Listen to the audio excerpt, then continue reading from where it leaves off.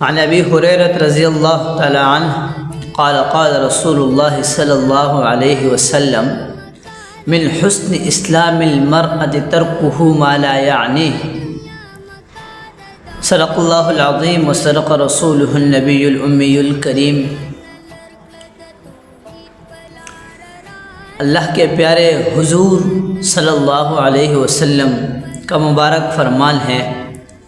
حضرت ابو ہریرہ رضی اللہ تعالیٰ عنہ روایت نقل کرتے ہیں، فرماتے ہیں کہ اللہ کے رسول صلی اللہ علیہ وسلم نے فرمایا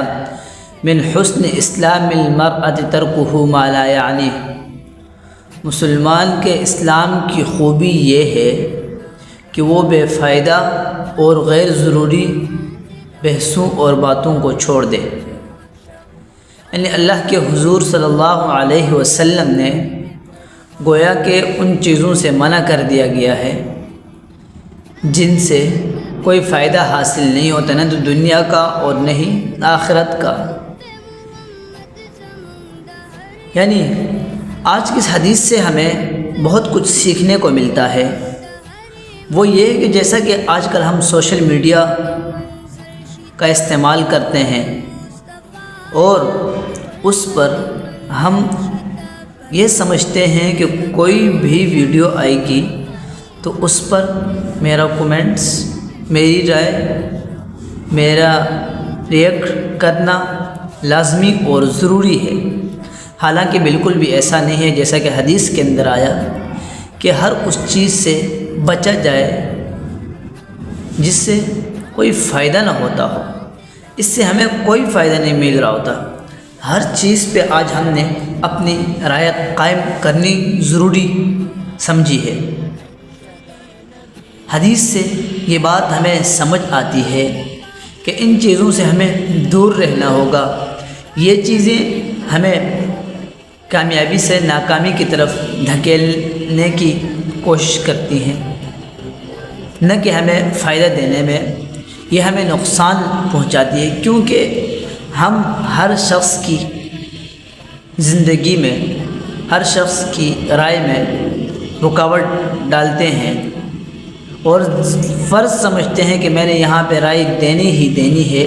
اور اس سے کیا پتہ کسی کو تکلیف ہوتی ہو تو تکلیف دینا ویسا بھی حرام ہے۔ اللہ کے پیارے حضور صلی اللہ علیہ وسلم کا فرمان ہے المسلم من سلم المسلمون من لسانہ و یدہ، کہ مسلمان وہ ہے جس کی زبان اور ہاتھ کی ایذا سے دوسرا مسلمان محفوظ رہے۔ اگر آج میں اور آپ اس حدیث پہ عمل کریں اور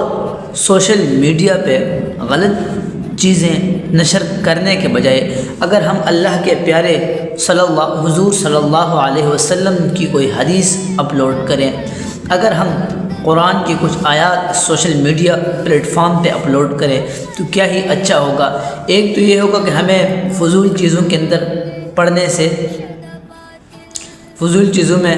بحث کرنے کا ٹائم ہی نہیں ملے گا، ہم اپنے کام میں لگے رہیں گے، اور دوسرا یہ کہ آپ کو اس کا کچھ نہ کچھ فائدہ بھی ملتا ہوگا، ثواب بھی ملتا ہوگا۔ یہ نہیں کہ ہر بات اٹھا کے سوشل میڈیا پہ ڈال دی، بلکہ سب سے پہلے آپ نے تحقیق کرنی ہوگی آیا یہ حدیث ہم بیان کر رہے ہیں، آیا یہ حدیث صحیح ہے، صحیح حدیث نہیں، ضعیف ہے، حدیث کا ہم نے دیکھنا ہوگا۔ تو بہتر یہی ہوگا کہ ہم اگر سوشل میڈیا پہ کوئی چیز اپلوڈ کرتے ہیں تو وہ صحیح ہو، اس کی صحیح بخاری کی حدیث ہو، مسلم کی حدیث ہو، تو یہ بہت ہی بہتر ہوگا۔ سارے حضرات کا اتفاق ہوتا ہے تو ہمیں اس چیز کو نشر کرنا ہوگا، نہ کہ فضول چیزوں کے اندر پڑھ کر اپنا بھی ٹائم برباد کرنا، اپنی آخرت بھی برباد کرنا اور دوسروں کو بھی تکلیف پہنچا کر نقصان پہنچانا۔ تو ایک بات یہ عرض کرنی تھی۔ دوسرا یہ کہ ہمارے جو دوسرے ساتھی ہیں وہ کافی عرصے سے بیمار ہیں، تو ان کے لیے دعاؤں کو بھی درخواست ہے، اور انشاءاللہ جلد وہ آپ کے سامنے حاضر ہوں گے، تشریف لائیں گے، تو انشاءاللہ پھر ہم آگے اپنے کام کو بڑھائیں گے۔ چونکہ اس کے بعد ہم نے سیرت بھی شروع کرنی ہے دین اسلام کے رسول اللہ صلی اللہ علیہ وسلم کی ولادت سے قبل، اور پھر